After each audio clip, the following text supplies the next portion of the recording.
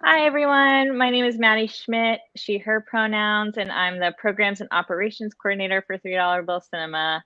I'm so excited to be here today to co-host the Scream Queens Q&A with Casey here. Oh, wrong hand. Casey here. Hello, all. My name is Casey Gaarenstroom, she, they pronouns. I work at the Museum of Pop Culture in Seattle, and I was also lucky enough to be a screener for Seattle Queer Film Festival and help Maddy put together this wonderful slate of horror short films. Yeah, all right. Well, let's get our filmmakers on and get started today. Hi, everyone. Hello.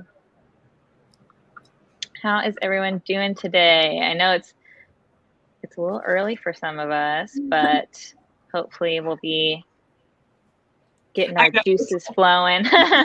It's always a good day to be talking about horror movies, especially queer ones. So yeah, that's the truth.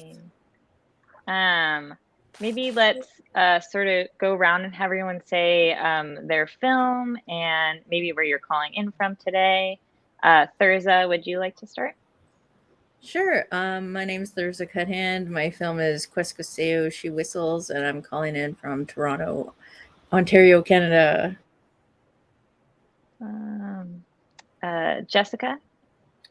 Hi, my name is Jessica Barr, and my short film is That Piece of You, and I'm calling in from Portland, Oregon.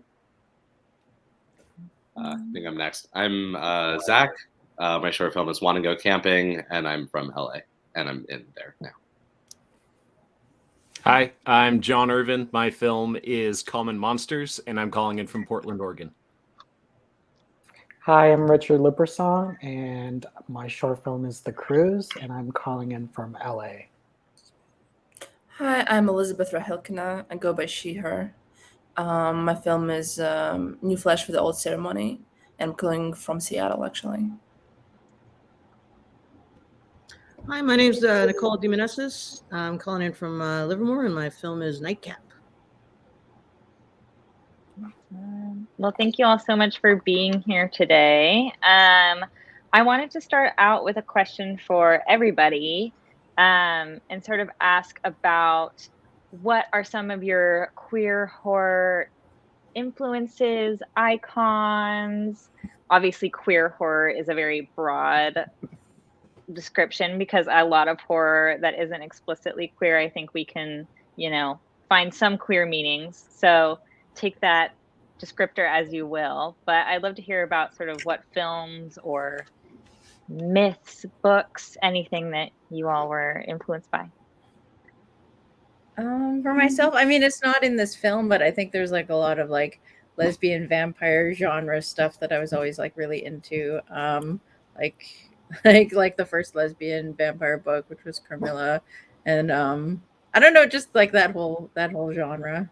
I don't know, I find it fascinating. Yeah, who doesn't love lesbian vampires? I'm sorry, there's a bit of an echo, but I'm a big fan of Argento and Greg Araki.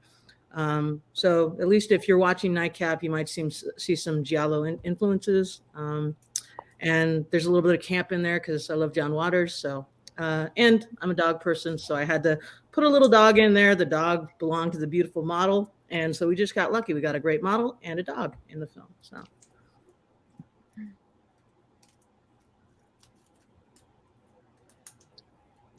I'm very inspired by Pedro Almodovar, and like a lot of inspirations are from his films are in my short, New Flesh for the Old Ceremony. Specifically like his thrillers, The Skin I Live In and Live Flesh. Also German filmmaker Rainer Werner Fassbinder, which I would say, is like kind of like queer canon, kind of filmmaking from 60s, 70s, and 80s. I was actually just rewatching the last episode of his kind of like cult TV show Berlin Alexanderplatz last night, and also talking of like more of like avant-garde and underground horror queer movies. When I was in post-production for my short, I found out about the filmmaker. He's French. Jan Gonzalez, and he did a short film called Islands, and then later he did a feature film called Knife Plus Heart, which went to Cannes Film Festival.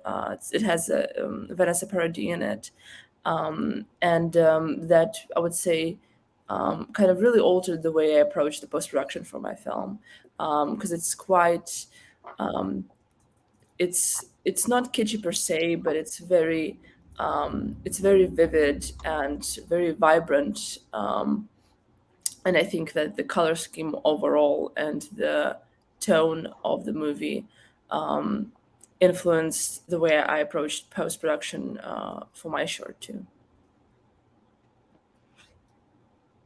I'm really inspired. Horror is kind of a new genre for me. I didn't set out to make a horror film. More of just kind of like a cringe film with a lot of memory boosts and kind of disguised as a thriller. But I'm really excited to see Titane, I think, tonight. It's amazing. I'm so excited. Raw is one of my favorite movies. It's something for sure.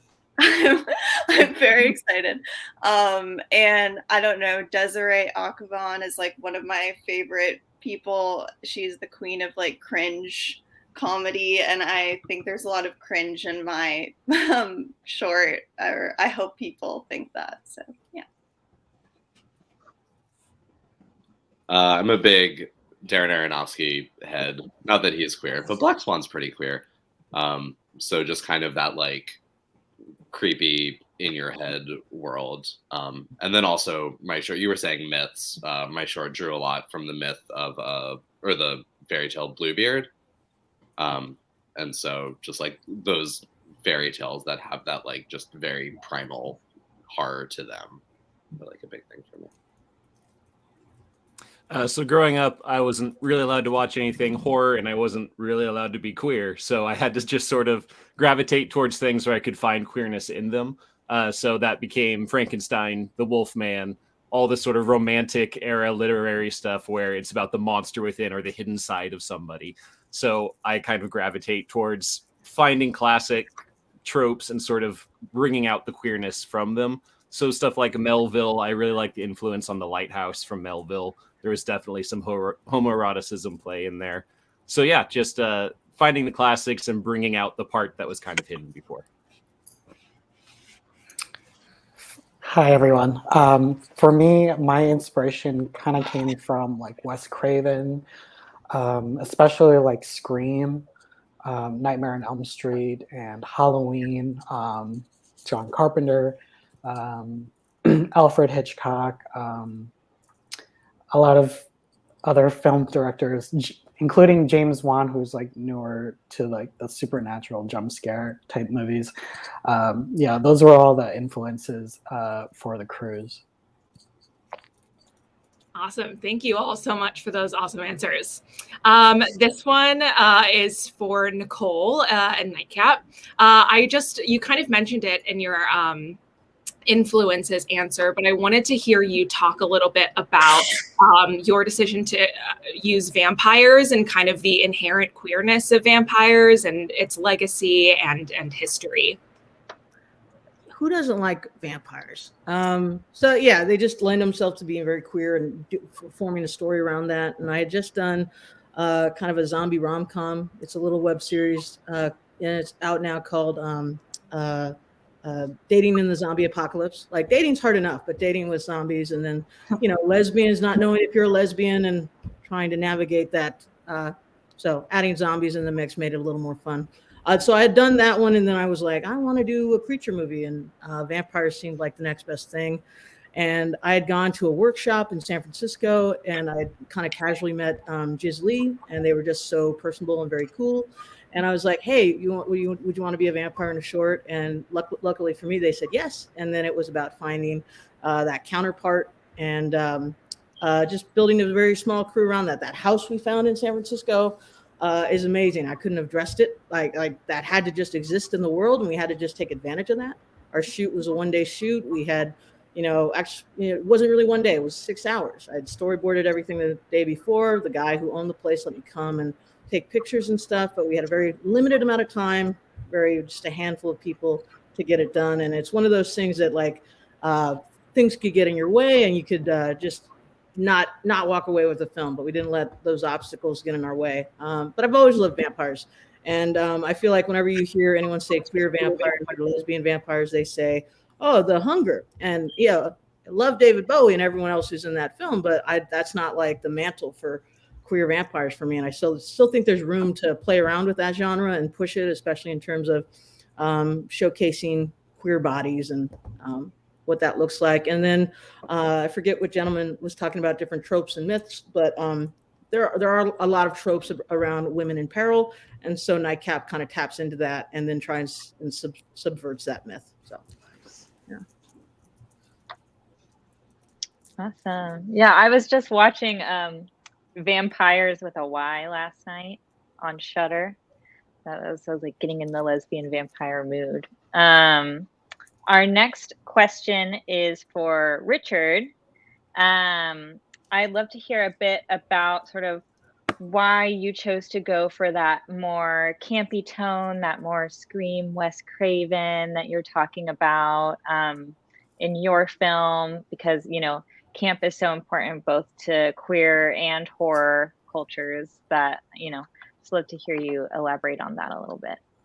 Yeah, honestly, I wanted to do a horror film and also a queer film. So I blended those two genres together.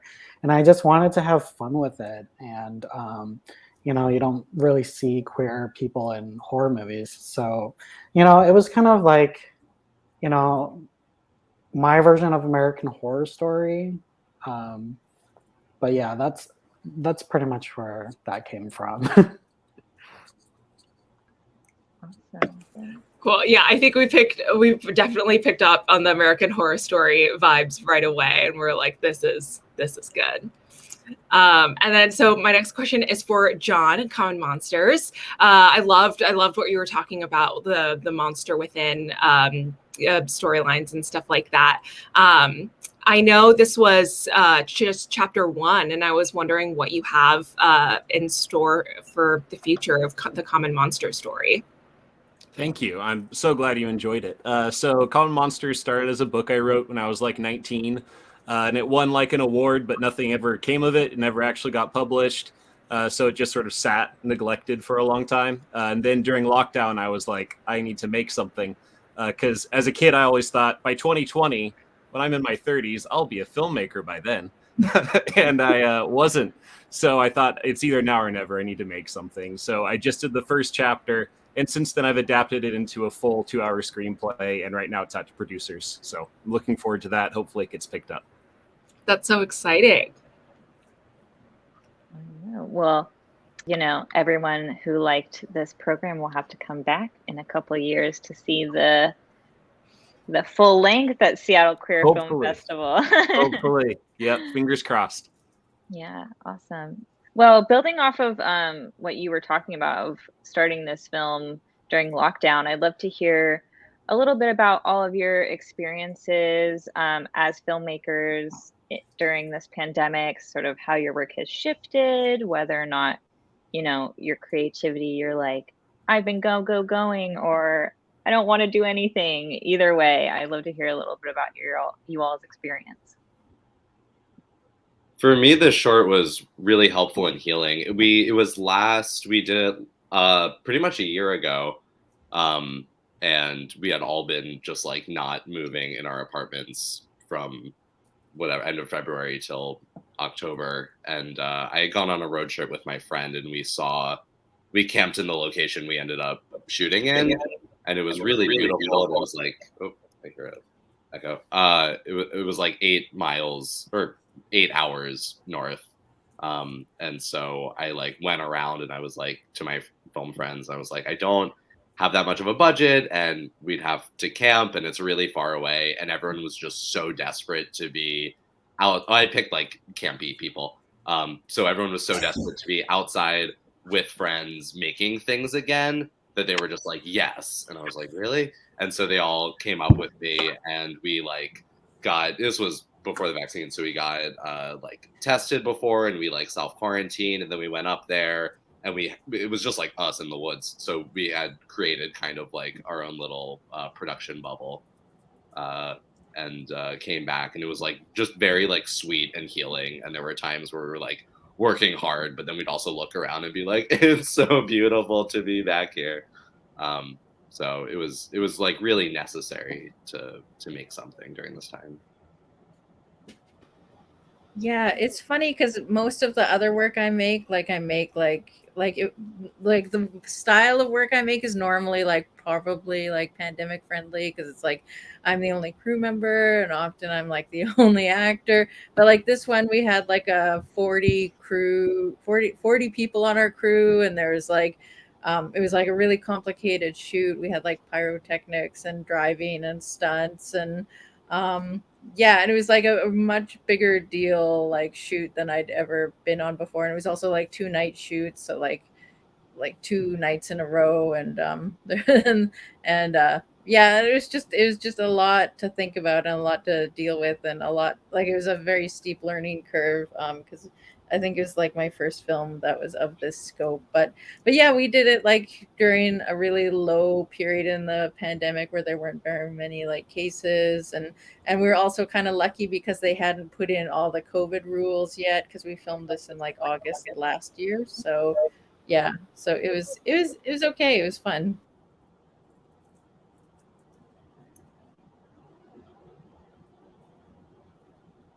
I'll go next. Nightcap's one of those little short things that's been kicking around a while, which is great because it's really fun to talk about. But during the pandemic, right before it happened, I was all set to try and do my first feature. I was like, let's do it. Let's prove we can do a long narrative. And then when the pandemic happened, the financing and all the momentum around the feature is called The Ghost of Stowe Lake. That went away, and because it's the bigger project, really want to showcase the haunted history of San Francisco, and it followed a lesbian couple, newly engaged, accidentally awakening the ghost of Stowe Lake. And so that was going to be a much bigger project, and so I took the time during the pandemic to write a new screenplay. A screenplay that's something that one location, a couple actors, and so we're my small cast and crew are about ready to shoot that next week. I actually have a rehearsal later today, and that film is called Dead in Love, and it's a paranormal rom-com. I've been telling people it's Beetlejuice just with more gay people, so really looking forward to seeing how that one comes together. It's it's the first pancake. We're just going to see if it tastes good, but we're working with some really great local talent from in Oakland. We called Latinx Mafia. So just they're a theater group that is a lot of them. It's going to be their first feature. So that's, whenever working on a project, I try and surround myself with the best people. That enthusiasm and that momentum really carries the project forward. But yeah, I took the time during the pandemic to write a few scripts, and yeah, this is going to be our first test baby to see if we can make it happen. I look forward to telling you more about it the further along we get. It's hard to follow up after Nicole, who had a ton of projects. But no, I was very fortunate. I co-directed a short film, like a bigger scale short film, right before the pandemic. And when I mean, let's say like right before, like we wrapped the film, I think 2 weeks, like I think not like 3-4 weeks before the country closed or something. Like I remember I was in the Atlanta airport flying to set, and we were like, everyone was like sharing memes about COVID, or like I remember I was trying to buy a mask because I remember it was like that like crazy time where everyone was trying to debate like if masks are like helping because everyone was buying masks, and people were saying, oh, like no, don't buy masks are for doctors, and people were buying like masks in bulk. Like, people were buying like instant like noodles in bulk to give to their parents and stuff. Like information was all over the place, and yeah, like who could have known, right? So me and my really wonderful co-director, we did that project, and it's like in its final stages of post right now. and hopefully we'll start submitting it to festivals and such very soon.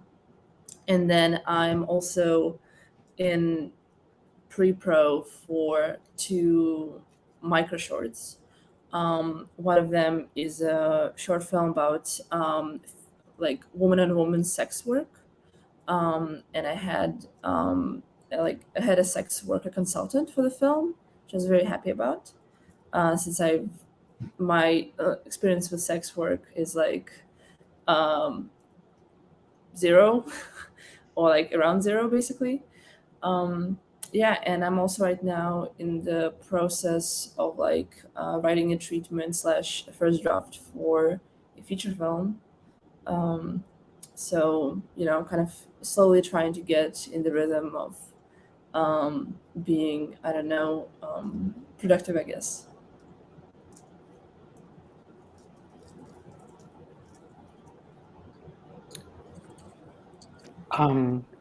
Could you repeat the question? Oh yeah, we're just love to hear about sort of your experience in lockdown, whether or not your short was made during lockdown or sort of what you were up to and what your experience was. Okay. For the cruise, we actually shot in 2019, so it's pre-pandemic. So during lockdown, most of the time I was like editing the short and then tweaking stuff around. Unfortunately, I was not able to work on any projects during lockdown. But yeah, it was an interesting time. An interesting time for all of us, indeed, I would say. It looks like we've lost Jessica, so hopefully she will pop back in. But our next question is for Elizabeth. I'd love to hear a bit about sort of like your folk horror references. It's a very like mythic film, whether or not you drew upon any existing ones or if you were like, I'm going to create my own. Yeah. Yeah. I had this question asked by like someone on a podcast recently if we were drawing inspiration from any kind of like pagan religions or like Wicca and such. I specifically didn't want to put any like very specific signifiers into any part of my movie. And I really like how I would say how detached everything in the film is from anything that's directly related to any time and place in real life. Like both of the characters, like the main character is not named. They're living in a very in a very isolated house somewhere in the woods in New England. And I wanted to create through repetition and through ceremonial imagery this kind of feeling of a perverted religious experience, which I think what witchery is. The kind of the idea of consumption, the idea of exaggerated love, the idea of the dogs eating one of the lovers, and then at the end, the main character consuming the dogs, her singing a song. Doing that is kind of what people do in the established religions, but like with the, I would say like with a perverted twist.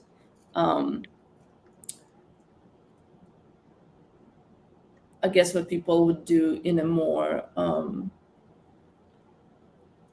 I guess like pagan or semi-satanic rituals. And obviously The Witch that came out like 5 years ago was a big influence for me. to do a movie like this without putting any moral judgment on what's happening in the movie, but more creating this like ceremonial feel of how love feels, and how people are processing loss of love. That's awesome. Thank you. I love the ceremony of feel. I think that super came through in the film. And then I have a question for Thirza.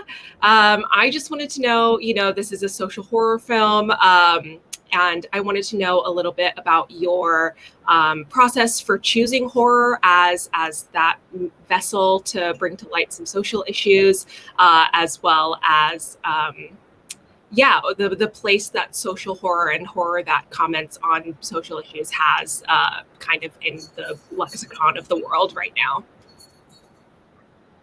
Yeah, there's the singer Tanya Dagak, who is this Inuk singer from Canada. She said once that being an Indigenous woman in Canada is like living in a horror movie, and that really stuck with me. And I've thought about it a lot. In this film, the lead character is this two-spirit woman who gets into a cab and finds herself with a predatory cab driver, which is not an uncommon experience. I mean, just now there was like a report in the news where a cab driver actually finally got charged because he attacked an Indigenous woman. And then this happens in, like, I'm from Saskatoon, Saskatchewan, and this happens quite frequently there. There's always Facebook posts about women being taken away in cabs, and it's just this ongoing thing that like we've been trying to live with and trying to like find ways to be safe, and it's really frustrating, so in some ways, like the way I wanted to use horror was to like make it a little bit empowering. I mean, the fact that there's this supernatural power that she gets to call on, that she gets to use to try to save herself. That was something that came about because I saw this like light in the sky this one day, and and it was this strange experience I had. And then I was talking to people about it, and I found out this light in the sky that I saw had a Cree name that translated to evil fire, and that just sort of led into this script that we've been writing. It's a feature script, and then the feature script led into this short. And but horror is I think it's a really rich genre to work with, to talk about being Indigenous in Canada and North America.